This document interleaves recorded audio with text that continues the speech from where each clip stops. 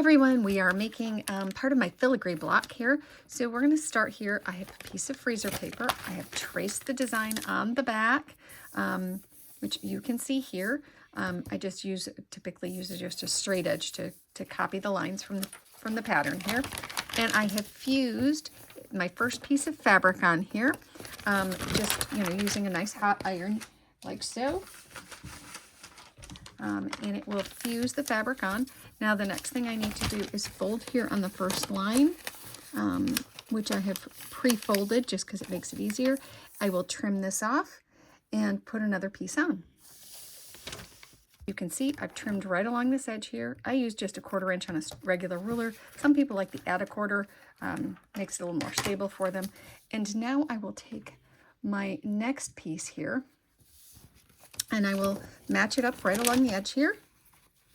Okay, and I tend to match along my tops, right like this.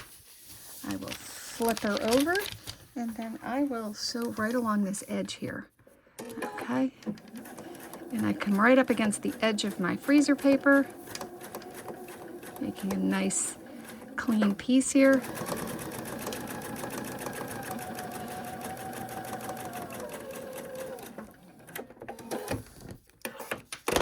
And the next step will be, we fold this over and we'll press this piece here.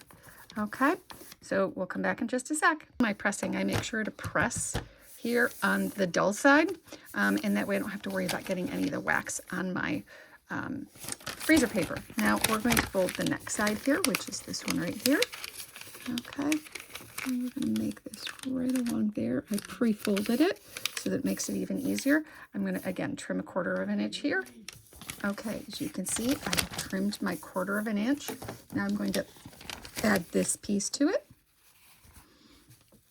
I'm going to make sure that I use my cut edge right up along there. And I flip it over, and now I'm going to sew right along here.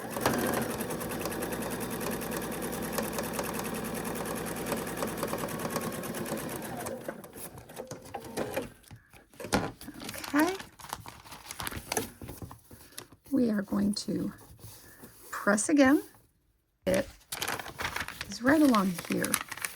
And this is where all the bits come together. Sometimes they're a little sticky. Okay, and I have a folded line right here. See this line right here? That's the next one I'm going to fold on. And now I'm going to trim this. As you can see, I cleanly trimmed this off. And now we add our last little piece here.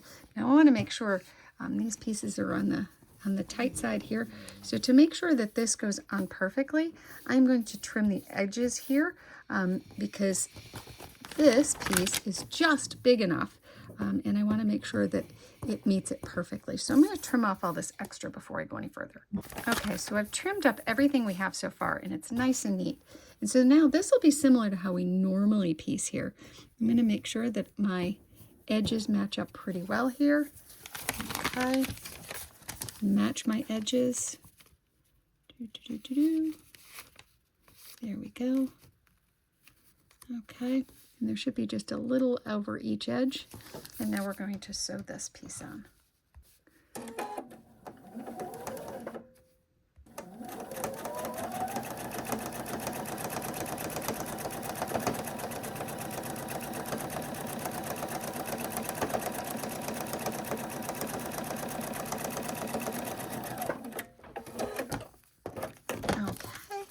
Now we'll open this up here, and again we're going to just press this so it's nice and flat up against here so that we can trim it.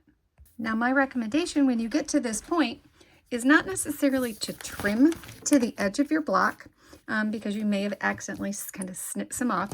I would use a 7.5 inch 1/4 inch ruler, the 7.5 quilter square, and then make sure that you've trimmed it up from there. That way your blocks are perfectly sized each and every time, rather than, because you're using this multiple times, you want to make sure that you're not constantly making your blocks smaller.